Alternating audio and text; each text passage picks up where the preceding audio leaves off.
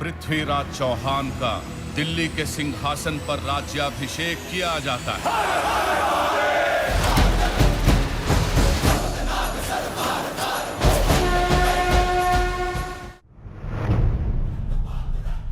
નમસ્કાર, આજે હું આપની સાથે વાત કરી રહી છું, ખૂબ જ જુસ્સાનો અનુભવ કરી રહી છું, કારણ કે આજે વાત કરવી છે શૌર્યની, વાત કરવી છે સાહસની, વાત કરવી છે પરાક્રમની। પરાક્રમી સમ્રાટ પૃથ્વીરાજ બનીને આવી રહ્યા છે ખેલાડી અક્ષય કુમાર, અને સાથે જ આપણી સાથે છે ડિરેક્ટર ડોક્ટર ચંદ્રપ્રકાશ દ્વિવેદી। આજે એમની સાથે આપની કરાવી रही છું मुलाकात। हेलो अक्षय एंड डॉक्टर साहब, बहुत बहुत स्वागत है आपका संदेश न्यूज़ में एंड अहमदाबाद में। थैंक यू वेरी मच, धन्यवाद। बिल्कुल। और पृथ्वीराज की अगर बात की जाए, पृथ्वीराज एक महान योद्धा, महान सम्राट, और उसका किरदार, उनका किरदार जो है वो एक बिग स्क्रीन पर देखने मिलेगा हमें। किस तरह से अक्षय, आप कैसे डिस्क्राइब करेंगे पृथ्वीराज आपके लिए क्या है?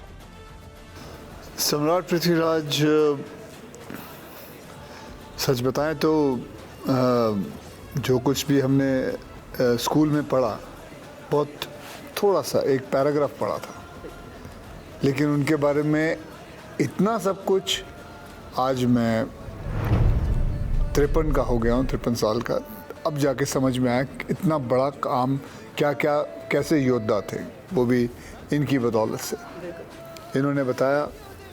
और वो ऐसे ऐसे दिमाग में बैठ गई बात यार कि हमारे जो स्कूल की जो पुस्तकें हैं उसके अंदर हमारे इतने बड़े योद्धा के बारे में इतना कम क्यों बताते हैं, क्यों ना ज़्यादा बताया जाए।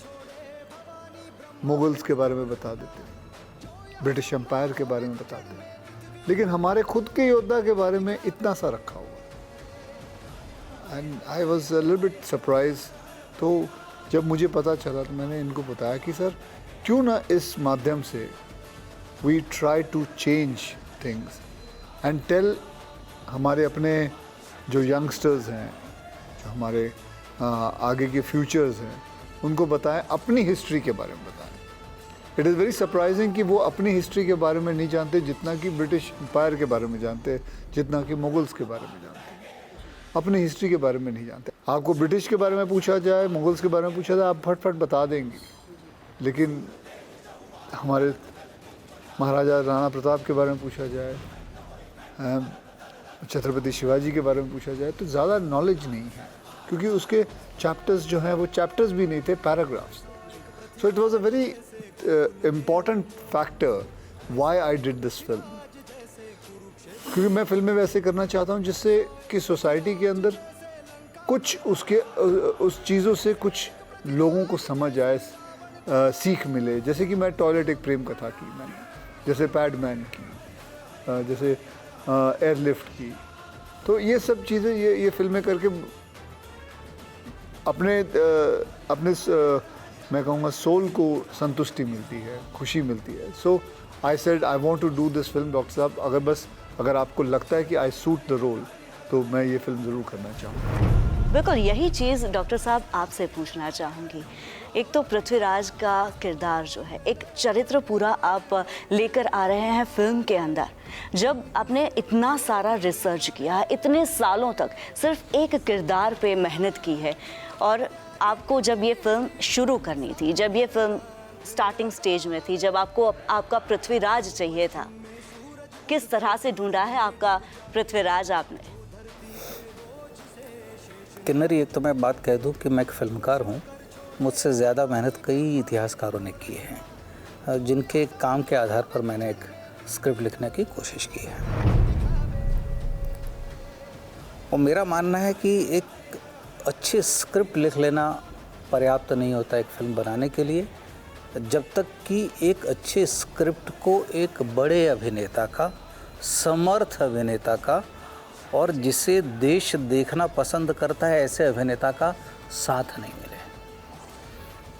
और उसके बाद जो बहुत आवश्यक होता है, एक ऐसा निर्माता जो ये सारी जिम्मेदारी उठा सके। ये कहने में मुझे कोई संकोच नहीं है कि आज अधिकतर फिल्में तभी बनती हैं जब एक कहानी को एक अभिनेता का सहयोग मिलता है।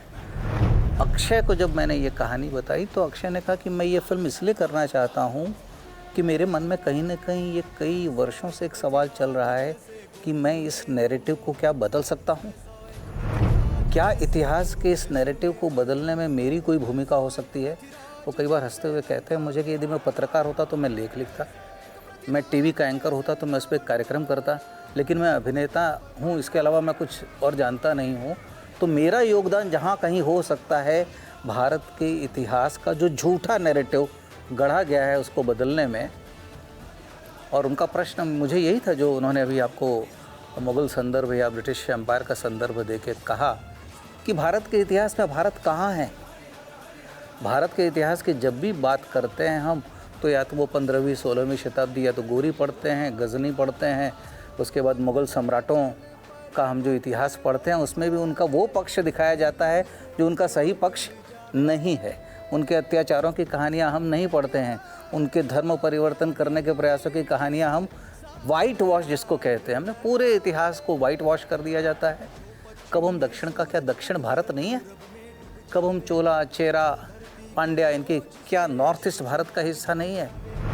तो ये कहानियाँ कहाँ चली गई है, कौन तय कर रहा है? तो जब एक ऐसा अभिनेता जो इसके लिए लड़ने मरने को तैयार है, 2 दिसंबर को मैंने कहानी सुनाई और 19 जनवरी को उन्होंने मुझे तारीख दी थी कि इस दिन से हम शूट कर रहे हैं, सारी फिल्में पीछे जाएंगी, पृथ्वीराज पहले बनेगी। तो एक ऐसा समर्थ अभिनेता जब तक, और इस प्रकार की फिल्मों में एक योद्धा में जो गुण होने चाहिए, मैंने कभी भी कल्पना नहीं की थी पृथ्वीराज की कि उनकी कद काठी छोटी होगी। आप अधिकतर जो एक्टर्स देखेंगे वो 6 फीट से बड़े हैं इस फिल्म में। एक ऐसा व्यक्ति, क्योंकि युद्ध एक कला है, इसलिए मुझे एक मार्शल आर्टिस्ट चाहिए था कि मार्शल आर्ट भी युद्ध कला है। तो जो स्वयं प्रवीण है, मार्शल आर्ट 20 साल से सीख रहा है, वो युद्ध कला ही सीख रहा है। घुड़सवारी उनके रक्त में है, वो जब से फिल्म इंडस्ट्री में आए हैं तब से वो कर रहे हैं। 150 फिल्मों का अनुभव है। उसके बाद मेरे मन में ये क्यों प्रश्न होना चाहिए कि मैं अक्षय कुमार को लूँ या न लूँ। और सबसे बड़ी बात जो सबसे ज़्यादा बिकाऊ है, ये शब्द मुझे अच्छा नहीं लगता, लेकिन सच्चाई ये है कि आप ऐसे ही अभिनेता को ढूंढते हैं जिसको देखने के लिए टिकट खिड़की पर भीड़ होती है। तो ये सारी बातें एक आदमी में मुझे मिलती है, और जो मेरी पीठ के पीछे ताकत बनकर खड़ा होता है और निर्माता बनने को तैयार है फिल्म का, तो एक निर्देशक को क्या चाहिए। इसलिए अक्षय कुमार इस फिल्म में पृथ्वीराज हैं। सो अक्षय, जिस तरह से डॉक्टर साहब ने बताया कि you are the perfect choice for Prithviraj, character Prithviraj, आपको मार्शल आर्ट्स का तो है ही अनुभव, तो क्या इजी रहा है पृथ्वीराज का किरदार आपके लिए? मेरे लिए बहुत आसान रहा है, क्योंकि मेरे पीछे डॉक्टर साहब रहे हैं और उन्होंने सारी चीज़ें इतनी स्टडी कर रखी है। उन्होंने डायलॉग लिखे हैं, उन्होंने करीबन 300-400 बार ये पूरी स्क्रिप्ट पढ़ चुके हैं। और मेरे साथ भी इन्होंने करीबन 10-15 बार पढ़े थे। हैदराबाद आए थे तो मैं इनके साथ रिहर्सल कर रहा था, तो मेरे लिए सेट पे जब हम चले गए तो हमारे लिए बहुत आसान हो गया था इस फिल्म को, इस किरदार को निभाना। और जहाँ तक डॉक्टर साहब का एक सवाल है, बता रहे थे कि इनको मैं अगर मिल जाता हूँ तो, लेकिन मतलब बहुत आसान रहता है फिल्म में। लेकिन मैं इनसे ये कहना चाहूँगा कि लेकिन मेरा उस चीज़ में क्या फ़ायदा अगर मेरी स्क्रिप्ट ठीक ना हो। तो मेरे लिए मैं हीरो नहीं होता हूँ, मेरे लिए मेरा स्क्रिप्ट हीरो होता है, और मेरी जो स्क्रिप्ट हीरो होता है वो स्क्रिप्ट लिखने वाले ये हैं, तो मेरे लिए हीरो ये हुए। तो वो बात गलत है, क्योंकि कोई भी एक्टर अगर आपकी स्क्रिप्ट अच्छी ना हो, चाहे वो कितना भी बिकाऊ हो या टिकाऊ हो, वो ऊपर नहीं आ सकता जब तक आपकी स्क्रिप्ट ठीक ना हो। तो मैं समझता हूँ इस फिल्म के जो हीरो हैं वो यही हैं। बिल्कुल डॉक्टर साहब, आप भी आपकी मानेंगे बहुत कि तारीफें। यस, मानना ही पड़ेगा। डेफिनेटली मैं मानती ही हूँ। क्योंकि डॉक्टर साहब ने गलत बोल दिया, पहली बार डॉक्टर साहब को मैंने गलत पकड़ा है। अरे डॉक्टर साहब, आप तो पकड़ लिए गए हैं अक्षय नहीं, वो अगर आप उसका बिल्कुल अध्ययन करेंगे तो मैंने ऐसा कोई नहीं कहा है जो रिवाइंड करके आइए, चलो आप देख लेना, फिर लास्ट का आप अपना वापस रिकॉर्ड करके बोल देना कौन सही था कौन गलत था। देखो, कई बार क्या होता है, मैं किन्नरी लोगों से कहता हूँ कि मुझे कई बार बड़ी हंसी आती है।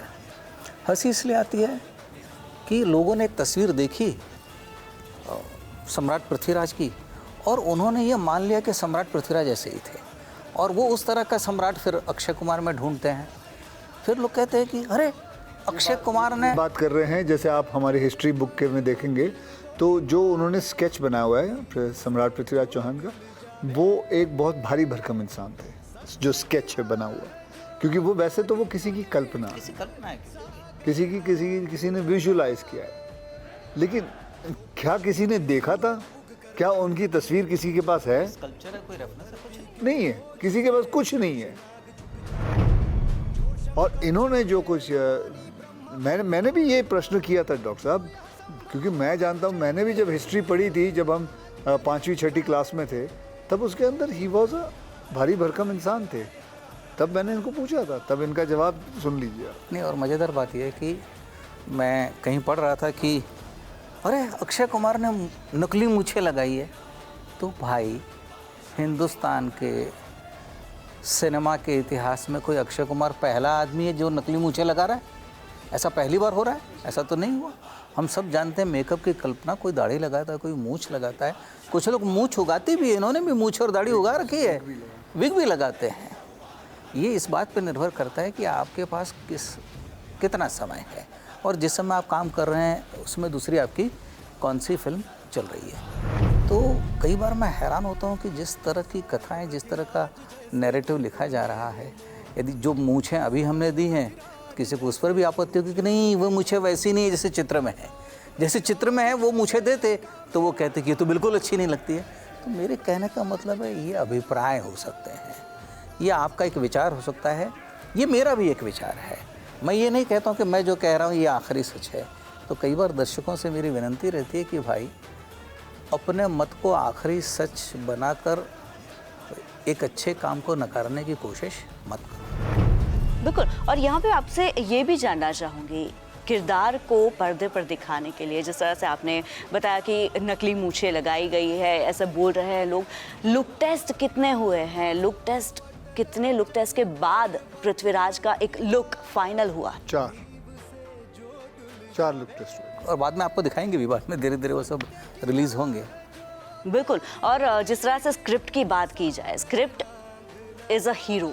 स्क्रिप्ट, जैसे अक्षय भी बता रहे थे, स्क्रिप्ट में आपने जिस तरह से अपने इतने सालों का जो अनुभव है, इतने सालों का रिसर्च डाला है, वो सिर्फ और सिर्फ 136 मिनट्स के अंदर क्लब करना, इंक्लूड करना, हाउ वाज दैट पॉसिबल?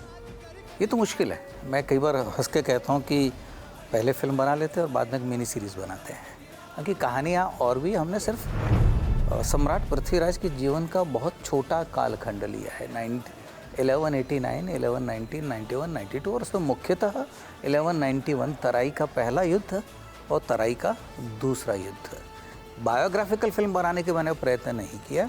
उनके जीवन का जो सबसे नाट्यात्मक प्रसंग है वो मैंने लिया है। ड्रामा ड्रामा है उनका जो इम्पोर्टेंट एस्पेक्ट है, जिसके अंदर मतलब काफ़ी कुछ ऊपर नीचे हुआ था।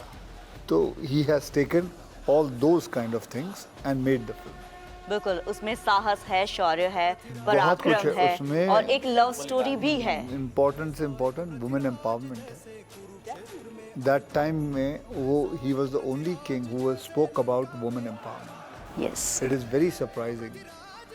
वो आप फिल्म के अंदर भी देखेंगे। बिल्कुल। और मानुषी ने जिस तरह से संयोगिता का किरदार निभाया है, मानुषी डेब्यू मूवी है उनकी और ट्रेलर में उनका एक इम्पैक्ट भी देखने मिलता है। How was that experience working with her? I think जिस हिसाब से उसने काम किया है, डॉक्टर साहब भी मानेंगे, मैंने जो अपनी 30वीं या 30th या 40th फिल्म में जितना मैंने सीखा था वो पहली फिल्म में सीख चुकी है। तो she is wonderful and she is very talented and she is very intelligent. No wonder Miss World है, इतनी इंटेलिजेंट है, ब्यूटीफुल है, टैलेंटेड है, प्रोफेशनल है, सब गुण हैं उसमें। और जिस हिसाब से and she look perfect for the princess Sanyukta. So I think that was wonderful the way and I think the casting was absolutely right for her. 30 साल पूरे किए हैं फिल्म इंडस्ट्री के लिए, इंडस्ट्री में, और 150 फिल्म्स 150 फिल्म के बाद अब पृथ्वीराज बन के आ रहे हैं। हिस्टोरिकल मूवी आपके लिए शायद से ये पहली ही है, no doubt. Kesari was there but that character was different, but एक रॉयल कैरेक्टर, ऐसा कैरेक्टर आपका पहले नहीं देखने मिला। ये इतनी लंबी जर्नी के बाद 30 इयर्स के बाद आप जाके पृथ्वीराज कर रहे हैं। नहीं, ऐसा होता है कि आपका समय होता है, आपका समय कब आता है। ऐसा नहीं है कि मैं करना नहीं चाहता था पहले लेकिन कोई दे नहीं रहा था काम, तो ऐसा नहीं है कि आप बात कर रहे हो आपको काम नहीं दे रहा। नहीं मिलता है। आपको क्या लगता है इतना आसान है इंडस्ट्री के अंदर किसी को हिस्टोरिकल फिल्म बनाने के लिए? आपको बहुत पैसे चाहिए और कोई काम ऐसे थोड़ी दे देता है। And it is a very very big job. ऐसे इतने महान योद्धा की कहानी पे काम करना बहुत पैसे लगते हैं। बहुत एक प्रोड्यूसर का बहुत वो होना चाहिए आपके ऊपर कि हाँ ये आप ये ले जाओगे। तो नहीं मिला। ये आए थे, इन्होंने मुझे कहा, मैं भी खुद आश्चर्य में था कि मुझे ऐसा काम मिला है। तो फिर बस तो I am very grateful to him and Aditya. बिल्कुल। और पृथ्वीराज मूवी से अक्षय कुमार घर क्या लेकर जाएंगे, यादों में क्या लेकर जाएंगे? मैं क्या ले जाऊंगा घर पे? मैं ये बात लेके जाऊंगा कि मेरी माँ मुझे सम्राट पृथ्वीराज चौहान के बारे में एक पैराग्राफ पढ़ाती थी। आज अगर वो होती तो मैं उन्हें पढ़ाता। गुजरात की अगर बात कर ले, गुजरात आए हैं, प्रमोशंस की जब बात आती है, गुजरात इज़ सो इम्पॉर्टेंट। और पृथ्वीराज का डॉक्टर साहब ने जो गुजरात कनेक्शन भी बताया है, गुजरात के बारे में क्या रहेगा और गुजराती ऑडियंस को आपका क्या मैसेज रहेगा? मैं गुजरात के ऑडियंस और सारे स्टेट के ऑडियंस और सारी दुनिया को यही कहना चाहूँगा, इट इज़ इम्पॉर्टेंट फिल्म। खास करके सारे भारतीयों के लिए ये बहुत ही इम्पॉर्टेंट फिल्म है for our culture, for our future generation, कि हम अपने कल्चर के बारे में समझें, हमारे योद्धाओं के बारे में हमें पता चले। एंड मैं ये कहूँगा कि सबको ये फिल्म अपने बच्चों के साथ देखनी चाहिए। ये फिल्म एक बच्चों के लिए बनाई हुई फिल्म है और it talks about our future, our past kind of culture, so which is a very important aspect. जितने भी माँ बाप हैं सब अपने बच्चों को लेके फिर ज़रूर फिल्म देखने जाए। डेफिनेटली। डॉक्टर साहब आप क्या कहना चाहेंगे गुजरात को? जैसा अक्षय ने कहा कि मैं प्रदेश ये एक व्यवस्था है, लेकिन गुजरात भी राष्ट्र का ही हिस्सा है। गुजरात का भी भारत के उत्थान में बहुत बड़ा योगदान है। और सोमनाथ, भगवान सोमनाथ के मंदिर का उल्लेख फिल्म में आता है और मुझे लगता है कहीं ना कहीं भगवान सोमनाथ के मंदिर पर जिस प्रकार से आक्रमण हुए उसने पूरे भारत को प्रभावित किया है, क्योंकि भारत की ऊर्जा और अस्मिता और पहचान का केंद्र भगवान सोमनाथ रहे हैं। और हम सभी जानते हैं कि सोमनाथ का इतिहास क्या है। तो हम लोग सोमनाथ भी जाने वाले हैं, वो इसीलिए जाने वाले हैं कि सोमनाथ का मंदिरों के ध्वस्त होने का और मंदिरों के फिर से खड़े होने का इतिहास है। 1947 में के.एम. मुंशी, सरदार वल्लभ भाई पटेल के प्रयत्नों से जिस प्रकार से मंदिर का पुनर्निर्माण हुआ, उसने इस देश को आशा और विश्वास दिया कि हम अपने इतिहास को फिर से रिक्लेम करेंगे। तो मुझे लगता है कि मैं इस संकल्प के साथ कि I will reclaim my history. फिर उसके लिए 18 साल इंतज़ार करना पड़े, 20 साल इंतज़ार करना पड़े, हिंदू होने का एक लाभ है कि मेरा पुनर्जन्म होगा, तो मैं अगले जन्म में भी अधूरे काम पूरे करूँगा। बिल्कुल बिल्कुल। सोमनाथ की बात करी है आपने। भगवान सोमनाथ सम्राट पृथ्वीराज के ऊपर अपने आशीर्वाद बनाए रखे और हमारी ओर से शुभेच्छा रहेगी। विजयी भव। Thank you. Thank you so much हमसे बात करने के लिए अक्षय। डॉक्टर साहब बहुत बहुत शुक्रिया। तो सम्राट पृथ्वीराज, अक्षय कुमार અને ડિરેક્ટર ડોક્ટર ચંદ્રપ્રકાશ દ્વિવેદી સાથે આજે આપણે કરી મુલાકાત। ફરી મળીશું કોઈ નવા સેલિબ્રિટીને, ત્યાં સુધી મને રજા આપશો। નમસ્કાર।